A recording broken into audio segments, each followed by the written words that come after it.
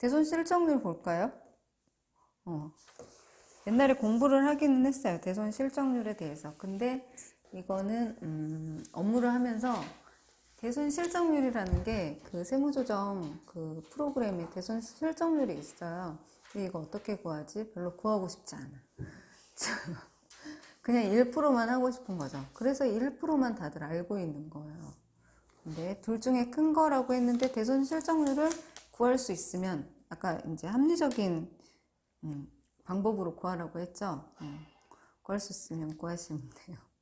근데 그게 세무 업무 하다 보면 제가 왜 못했느냐라고 생각을 해보니까 그 실질적인 못 받는 돈, 대손이 일어날 것 같은 돈 이런 거를 세무대리인이 파악하기가 쉽지가 않아요. 그죠? 그거는 회사에서 실은 해야 될 일이에요. 그리고 법인세 신고 기한 3월 한 달 동안에 이런 실적률 구할 시간이 없어요. 그러니까 1%에 맞춰가지고 이거라도 작성을 하면 그나마 다행인 거죠. 근데 어쨌든 대손 실적률은 이렇게 산식이 있어요. 근데 아까 맥스라고 했잖아요. 둘 중에 큰 거를 정부가액에다가 곱해서 이제 대손상각비 충당금을 설정을 하는데 예를 들어서 전년도에는 대손 실적률이 있어가지고 5%로 했고 올해는 실적률이 이제 구하기가 어려워서 1%로 했다. 그러면 전년도에 대손 충당금이 많이 들어갔을 거잖아요. 근데 올해는 1%니까 뭐 줄었잖아요. 한 4% 정도 줄었단 말이에요. 그러면 충당 부인액이 늘어나겠죠. 올해. 그러니까 어떻게 보면 이게 약간 과세 이연되는 효과가 있는 것 같아요. 전년도.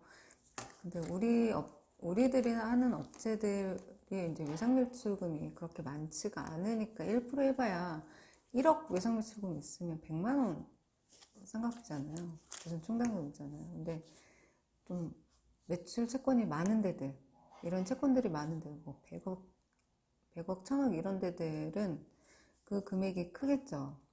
1% 하면은 뭐 100억 하면 1% 1억인가요? 1억인데 5% 전년도에 대손 실적률로 5%를 했어. 그러면은 5억이 전년도 대손 충당금으로 들어간 금액이죠. 인정을 해주는. 근데 올해 1% 대손 실적률을 안 했어요. 근데 1%로 했어. 그러면은 4억 차이가 나잖아요. 그러면 이 4억이 올해 환입이 된다 말이죠. 그러면 환입이 되게 되면 4억에 대한 법인세를 내야 되겠죠. 어떻게 보면 과세 이연의 효과가 만들려고 하면 만들 수도 있을 것 같아요. 그래서 대손 실적률 보면 직전 사업년도 종료일 현재 지금 2019년이니까 2018년 기준으로 봐야 되겠죠. 종료일 현재 대손 충당금 설정 대상 채권 가액을 산출을 해내야 되죠. 근데 이 대손 충당금 설정 대상 채권 가액은 가액에 뭐가 해당이 되냐라는 건 뒤에 나올 거예요. 그래서 이거 분해 해당 사업년도 송금 인정되는 대송금. 그러니까 이번에 대손이 확정된 것들. 그러니까 전년도에 100억. 100억 너무 크죠? 와닿지 않죠, 지금. 1억이라고 합시다. 아니 10억 정도 합시다. 10억. 근데 10억이었는데 올해 대송금으로 1억이 들어갔어요. 1억이 들어갔으면 10%죠. 대송금 인정받은 게. 그러면 10%가 그 한도가 되는 거죠. 대손 충당금 설정 한도. 너무 큰데? 이게 구하기가 매년 이렇게 우리가 체크해서 구하기가 어렵기 때문에 그냥 이거 계산 자체를 안 해버리는 거예요. 안 하고 1%만 하죠. 그리고 이런 부인 누계액이 많잖아요. 세무조정 할 거리가 많아진단 말이에요. 그러니까 더더군다나 안 해버리는 거예요. 그래서 부인 됐다라고 하면 유보되는 금액이 있을 건데 우리가 보는 세무조정 계산서에 대손충당금 유보금액이 잘 없어요.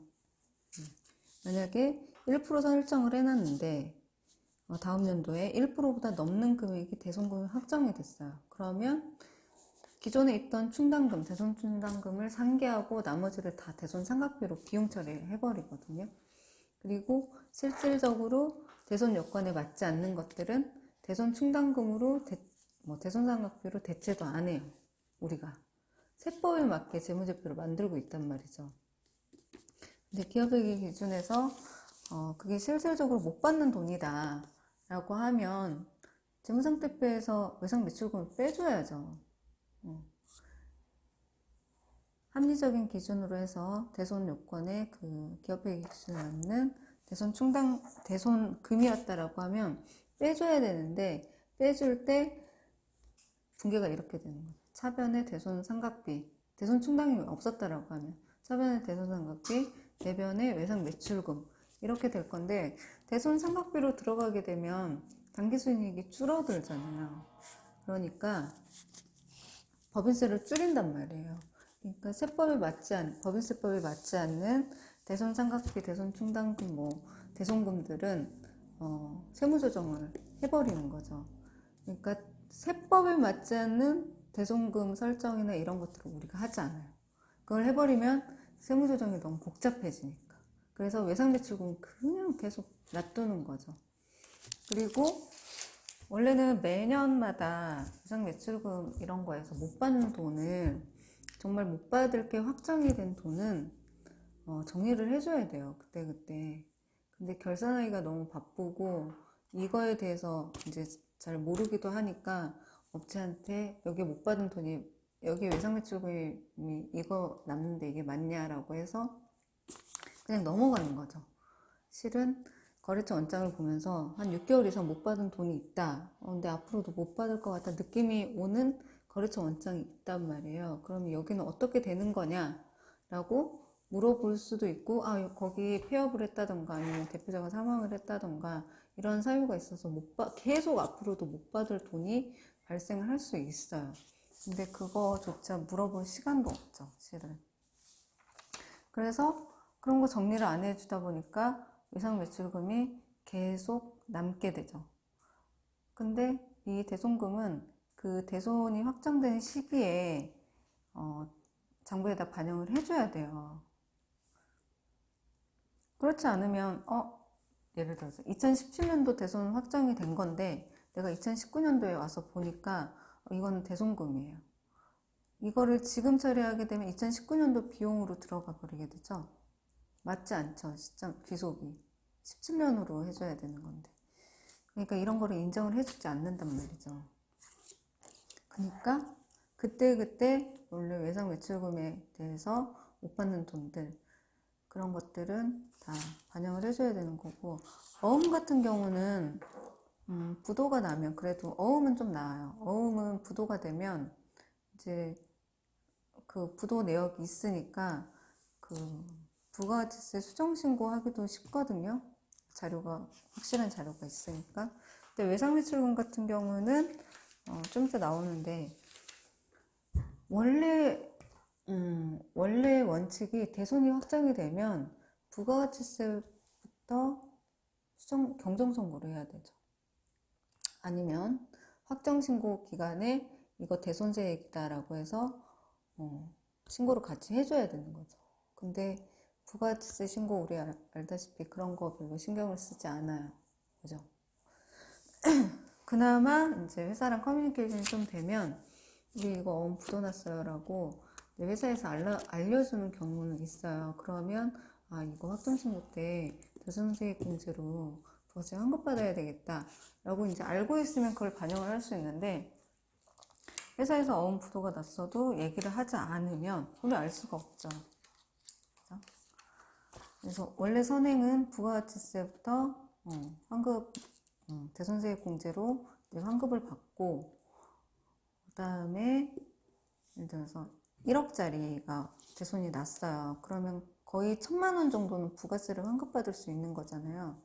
그리고 9천만 원에 대해서 대손비로, 대손상각비 비용으로 해야 되는데, 이 부가세를 대손세액공제를 받지 않게 되면 그냥 1억을 대손 비용으로 하게 되는 거죠. 그럼 실은 손해죠. 부가세세 1,000만 원 환급받는 게 훨씬 나은 거예요. 1억 9천만 원 비용으로 넣고 1,000만 원 부가세 환급받고 1억을 비용으로 넣고 부가세 환급 안 받고 그러면 법인세 효과 측면에서 보면 여기가 20%인 회사라고 하면 9천만 원이면 1,800만 원이 줄어드는 효과가 나죠, 법인세가. 근데 1억이라고 하면 2천만 원이죠. 근데 전체적인 세액으로 봤을 때는 법인세 1,800만 원에다가 부가세 1,000만 원 환급받은 건 2,800만 원의 효과가 있고, 그냥 대손세액으로 대손금으로만 한 데들은 법인세 2천만 원만 이제 환급되는 효과가 있는 거죠. 두 개가 800만 원 차이가 나죠. 그래서 부가세부터 먼저 경정청구 하던지 아니면 정기신고 때 제대로 그 대손세액 공제를 받던지. 근데 대손세액 공제 부가세 신고 때 받으려면 관련 서류가 다 있어줘야 되죠. 그거는 제출해줘야 되거든요. 부가세 신고서상 잘 보면은 대손세액 공제 부분이 있어요. 거기에 들어가는 금액이 있다라고 하면 그 관련 서식이 별도로 있는데 그거 제출하면서 대손세액 공제 신청을 왜 했는지 증빙을 같이 제출해줘야 돼요.